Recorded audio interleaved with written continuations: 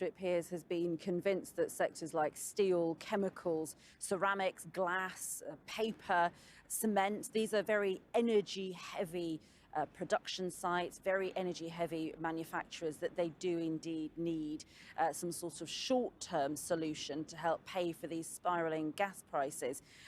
Many of those industry leaders had suggested that their factories might have to close within just days if they didn't get some sort of help to deal with these spiralling costs. The steel industry alone says that the cost would be £55 million. That's the sort of amount they're looking for. So yes, indeed, if this is true, that this sort of, it's not, we call it a bailout, but we think, hundreds of millions of pounds worth in loans, actually, rather than, as you say, handouts, or indeed a cap on wholesale prices, which is rather what the industry leaders had been hoping for. This, of course, these extra funds from the Treasury might sting Rishi Sunak. There's an extraordinary spat, of course, between his department and the Business Secretary's department. They accused him, Kwasi Kwarteng, of making things up, saying there was absolutely no suggestion of talks between the two. But of course, now it appears that a deal was struck late last night. And UK Steel, though, they are saying, look, this scrap between the two departments is really untimely and unnecessary.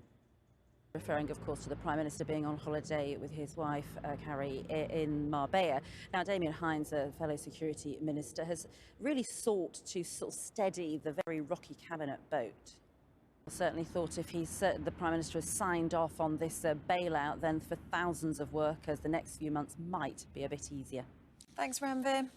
Manufacturers in steel, ceramics, glass, paper, chemicals have all warned that factories could close within just a few days if they don't find a way to pay for these spiralling gas prices.